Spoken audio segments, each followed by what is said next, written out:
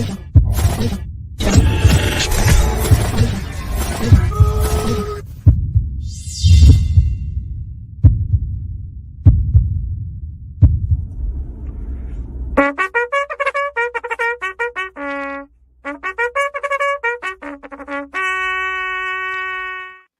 a fine good morning. Welcome back to the Noodleberg Daily Huddle. I haven't been on for a while, so it's really good for me to be back. But we took a day off yesterday. Yeah, we took President's Day yesterday, so we had the presidential address, which I hope everybody got the chance to enjoy. We had some fun with that one, but tried to put some good content in it. And now we're back for our regularly scheduled start of the week with both you and I, and then we will get to your normal scheduling for the rest of the week. Yeah, I love that. I got, busy week. I am here at the Carl Springs Marriott. I am doing a keynote for one of my favorite clients, Jen Gressman, who was a huddler in the hot seat. She did great. I still get comments. She asked me to come in and speak about customer service. So a topic that I love to discuss because nobody discusses it. Should I bring up the story from yesterday then of possibly the worst customer service possible? Right? Yeah, I would. It's very relevant. Go. So I'm at the airport yesterday. Kai is flying back this is his first trip flying to Lauderdale. He's been flying in and out of Miami all of his other trips. So we're using JetBlue, and he's on the 8:15 flight. They require you to get there at 6:15 with an unaccompanied minor to check in and do all the paperwork. So we get there, and the flight is immediately delayed from 8:15 to 9. So we sat at the gate. We had breakfast. We ate a little bit, and then I get an email. I don't get a notification from the app. I don't get an announcement from the gate. All I get is the email that says we're moving your gate from G8 to F5, and we're moving the flight back up and putting it on time. Like, good news. I'm like, oh, great. So there's a couple people sitting at the gate with me that I'm like, hey, they're moving our gate. They put us at F5. Like, let's go. So I walk over with a couple of people. Well, apparently they don't change the gate at gate 8. And it still says Tallahassee delayed until 9. So people are sitting there waiting who don't pay attention to their email or didn't get the email, are sitting there waiting. 30 people ended up missing the flight to Tallahassee because they were sitting in the wrong space, and they did such a poor job of customer service and communication letting those people know. Crazy. It's just it's a major fail. So I'm excited to talk about it because I think it is, you never hear anybody walk in and go, oh, by the way, we have a great product, but our service sucks. They never do that. They always walk in and go, our service is great. We're there and we need it. The only time you get to prove that is when they need you, and then it's too late already. So I think if you use it as a competitive advantage and say, yeah, this is check, look at the reviews, do all that, it becomes part of culture. Nordstrom did a great job of that the Nordstrom way. So we'll get into some of that today. I think it's a good conversation too, because it's important for every organization to define what service looks like in that person's role. Everybody may not be customer facing. That doesn't mean you're not a part of the service of the client. Or if you are, like in copier companies, whether you're in sales or service, right? Like the service technician is the one showing up working on the machines, but that doesn't mean that you're not a part of the service team as a salesperson. And how you provide service to people, you have to define that so people understand it. I'm going to call an audible and say we come back to this topic, and the one that we were going to talk about, we push out because I think I have some stories to talk about. I did want to, we're back. It's Tuesday morning, but I did want to shout you out. I want to shout us out, in living what we preach, family brunch. Somebody, when I posted it, said something like, I feel like I'm watching Blue Bloods, right? Because Blue Bloods is all about you got to show up for Sunday dinner. So, dude, it was fantastic. It was so much fun, so great. Jules is a bruiser, man. It's the best. It was awesome that we got to have Blakey, who is Jules and Kai's cousin, some sort of way through marriages and remarriages. So we had 3 kids at the house, had all the grandparents over, which was a blast. And I'm so thrilled to be able to do it. You brought over great bagels from Goldberg's. Shout out to Goldberg's for Yeah, the spread. That Nova was unreal, man. Just like insane. It's It was somebody really was great talking stuff. to us. I think Lori was talking to us about the price of bagels, and you Oh, the go price of cater it for everything. 10 people, man. It was crazy. Couple other things. Friday, you got to sit down with Greg from Fresh Edge. I will tell you, in my opinion, listening to it was one of the best. And if we're going to talk customer service, this guy was laying nugget after nugget after nugget. It was beyond imagination. One that I'm actually using in my presentation to kick it off, because his line when he said, they thought they had a strategy meeting and they said, we do stupid things because our clients want us to. We do stupid Yeah. things for our clients, right? Right. For I our was like, customers. yeah, let's own that. Let's own that. So Maybe. I loved it. I thought he was great.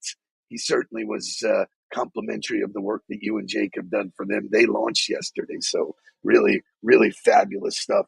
That show, that Friday interview continues to deliver nugget after nugget. And I know you have Daniel Wakefield on You this got week, which should Daniel be great. Wakefield coming on, who I know is a fan favorite for everybody in the huddle. So I'm excited to have Daniel on, who we've also done work with before. Yeah, it's gonna be a great show on Friday.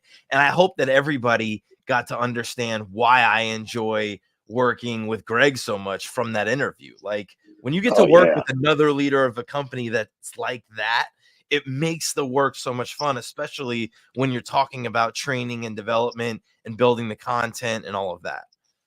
When he said, we're a family business that buys family business, it was like I was riding my bike and almost like tumbled over. I was like, I was like, holy shit, Yeah. man, this guy is just laying it out. So great stuff.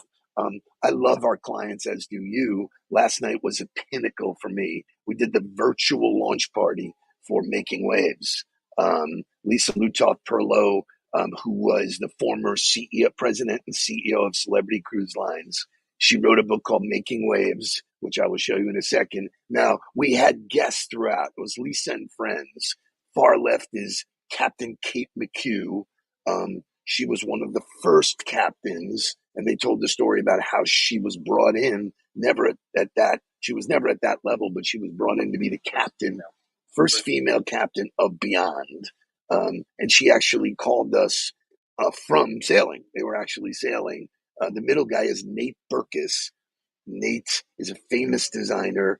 Lisa brought him in and other designers to upgrade the travel experience. And if you've been on it, it's, goes without saying. And then everybody should know all far right is Captain Sandy from, the yachting world. And Yep. Lisa went and made friends with the yachting world and brought her on. So it was so great, so endearing. The book is available today, Making Waves. I got my copy. I got her to sign it last night, which was, this kid, 40 plus years in the business, I still get tingles when it works and it feels good and you're appreciated. So fantastic. Shout out to her. If you want to know more information about the book or, it is unbelievable leadership lessons. And she's not done. I mean, her transition, throughout the next couple of months, you will hear some stuff that is absolutely mind blowing. So congratulations. Great start.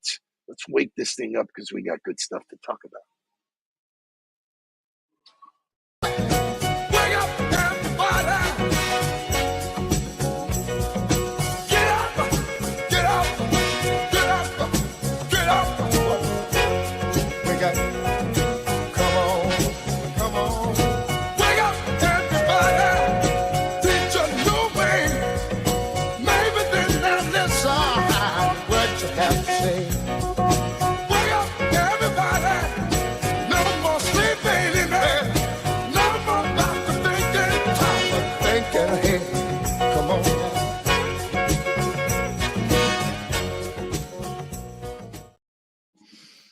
One thing I failed to say was that the final guest on the show was Andre, her husband, Andre Perlo. And he is just such a wonderful human being. They've been married 41 years. He's been totally supportive of her in her career. He gets on. I like stand out of my seat. He jumps in my seat. I'm standing behind them and he bursts out crying. I mean, just Oh, wow. absolutely melting. It was Oh, so beautiful. It was so great. We'll have clips and all that stuff. As we do every day, we try to start with a daily affirmation. I'm getting more and more feedback about how this is really, really working for people. So, Mark, give us today's.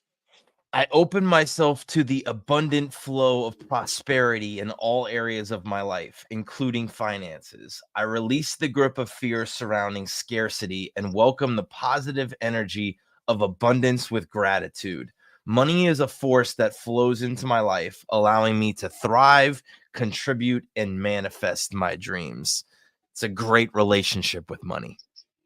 Isn't that, you know, and that brings me back to when we spoke or had dinner in West Palm Beach, and Carl, then, you know, we're on the same stage as Carl. You know, if you change your relationship with money, most people have a shitty relationship with money. So really, that they've really cool inherited from stuff. other people also. Most times your relationship Correct. with money was inherited from somebody else. Oh, And so there's you no gotta be doubt that my parents grew up at a time when you weren't really allowed to think abundantly. They were scarcity. They were, you know, kind of hoarding and making sure that they had stuff for the future. So, again, not their fault. That was their upbringing. They put that on me. I think we broke the mold with you and Jake because Jake just goes. He just goes and yeah, spends. for sure with Jake. For sure with It's crazy. Jake. Just absolutely crazy. In the news, stuff that I like to bring to the huddle, my hope is that you digest it and share it with somebody today. Michael J. Fox made a public appearance. It was at an award ceremony for Movie Incredible. of the Year. I don't know if you saw it. Shay, can you show me him getting to the stage? Of the 1980s. His charitable foundation has raised over $2 billion. He was Marty McFly in Back to the Future. Michael J. Fox!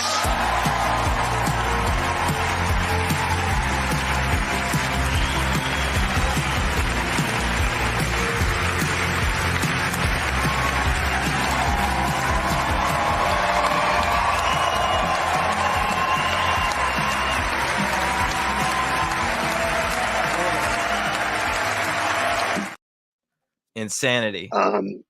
Yeah, It was you so know, good. It was so good. the guy has raised $2 billion, and his whole mindset is pity is a benign form of abuse. And I just think you can take that over every part of your life. People live pitying themselves and pitying other people. It's a worthless emotion.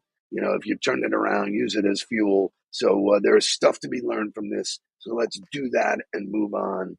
What an incredible guy, married, you know, for He all of doesn't those make it years. So about anyway, himself, right? Like, and I think no, that's the thing about pity is pity is turning the spotlight on you and making it all about you.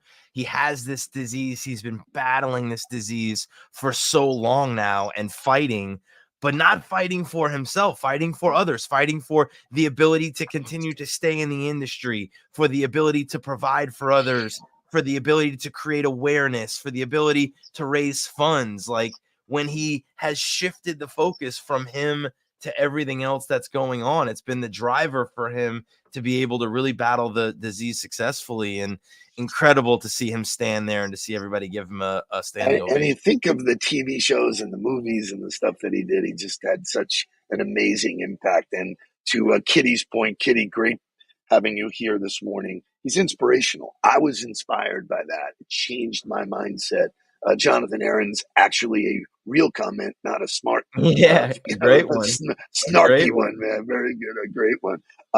So I have motivational music today, but there's a little backdrop to it. So one of the things that Lisa Lutoff Perlo did is when the Edge series debuted, she had celebrities that were there. She has a godmother of the ship, Malala, who, if you don't know who that is, do your homework and figure it out. But somebody who was very outspoken, Nate, and then she had somebody come on as a singer to christen the song of the Celebrity Edge. Wait till you hear this banger.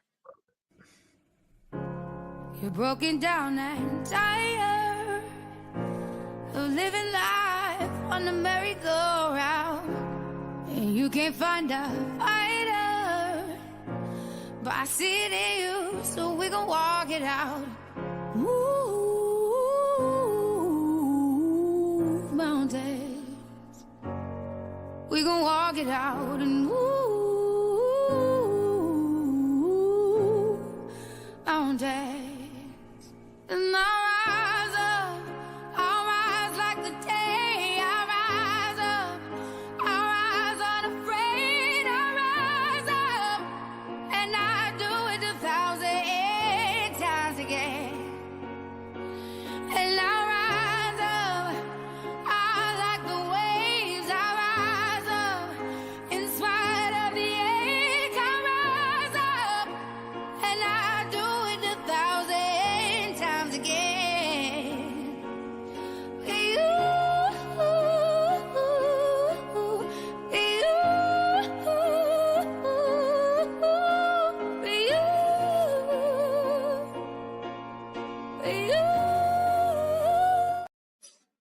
So strong.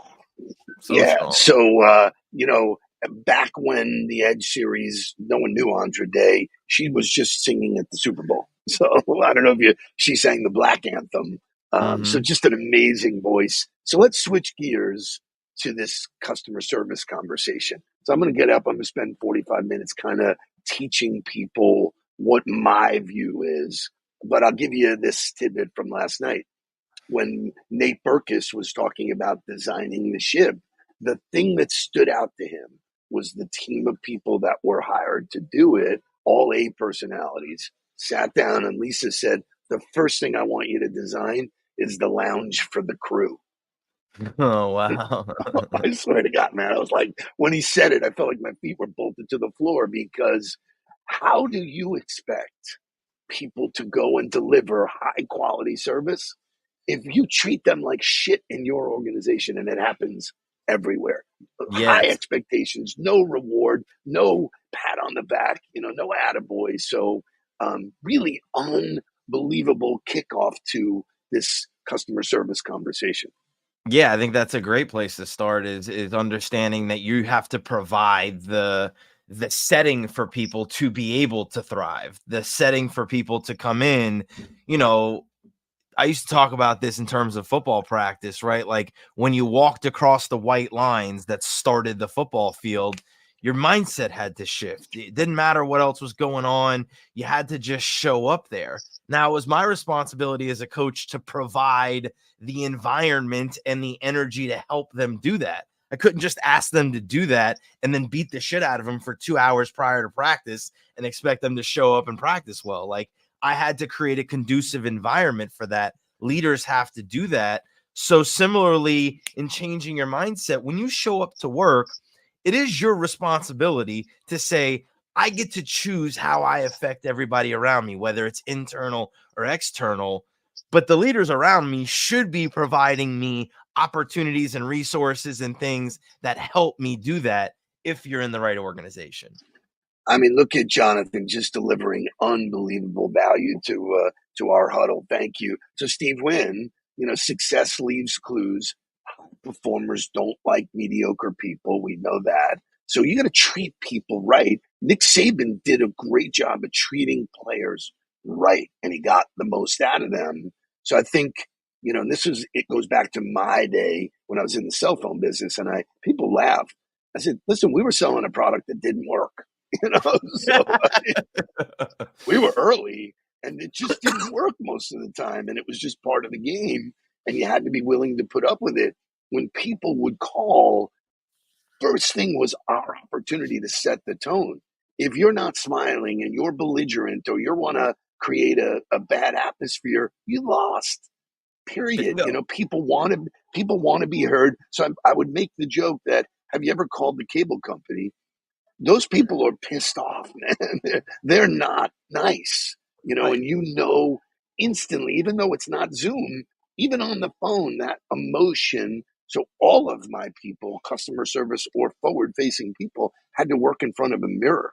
We would go out and buy a square, put them right in front of it, because your body language, your smile, your attitude has so much to do with how you It's You're contagious. setting the tone. Yeah. It's contagious, right? And so and like if you start there and just say, if I don't deliver, I might not be able to solve your I don't problem know for the you, five things. but I can at least make you feel better about it. I can at least make you, I can at least deliver you my energy. If I can't deliver you anything else, I might not have a solution. I might not be able to fix it, but if I can help you feel better, that's immediately going to make an impact on that person. So whether you're talking about customer service and solving a problem, or you're talking about customer experience and the way people interact with your people in the first thing, immediately it should be all about how you make people feel. And so if you're coming in with a shit attitude or you're delivering a shit attitude to your people,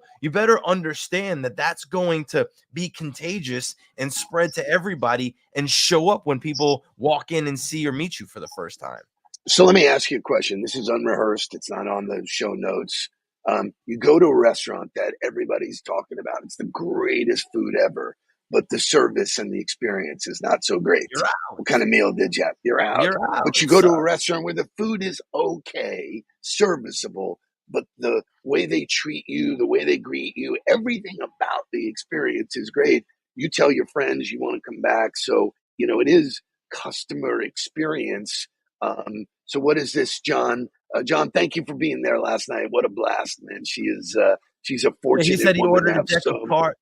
Yeah, he said he ordered a deck of cards from Amazon, and 2 weeks later it hasn't arrived. Customer service told me they're dealing with it, which that sucks. Wow. I'm surprised. I'm surprised. Yeah, I mean, Amazon's usually pretty good, but it's an indication that even they are turning to, like, I just read something. There's no more returns and there's no more free shipping. Like, all of that shit's out the window. It's, so, for me, the ultimate story was, you'll remember this. I used to drive a Mercedes early in my career, and I did it for the prestige. There's no doubt about it. Someone said, when you pull up in a Mercedes, people treat you differently. And it's true, they did. Well, my car needed service. I pull into and they're a client of mine, pull into the Mercedes dealer.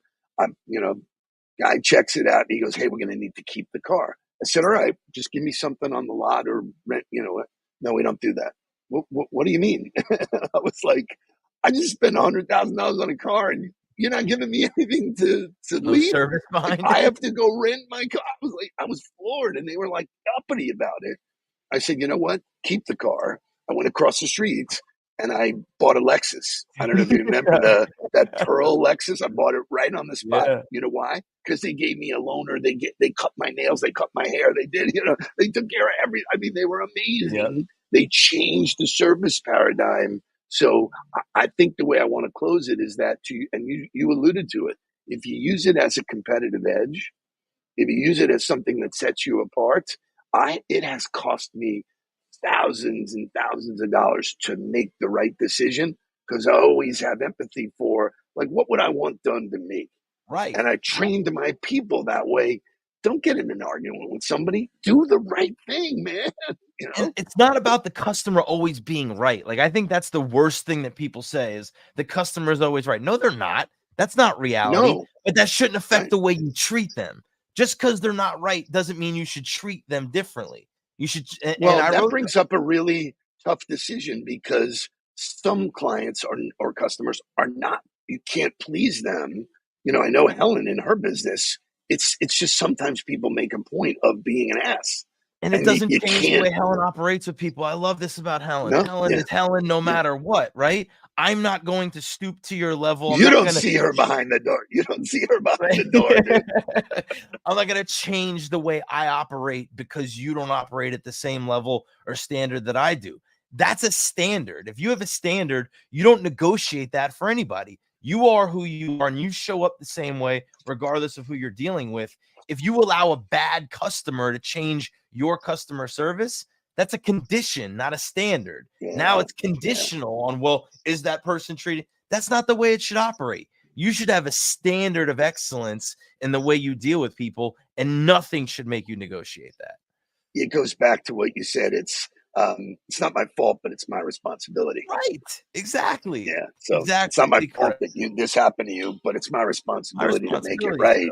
And if you can turn people into raving fans, wow, that word gets out pretty quick, and that's what people wind up buying. Always a treat to spend this half hour with you, Same. knocking it around.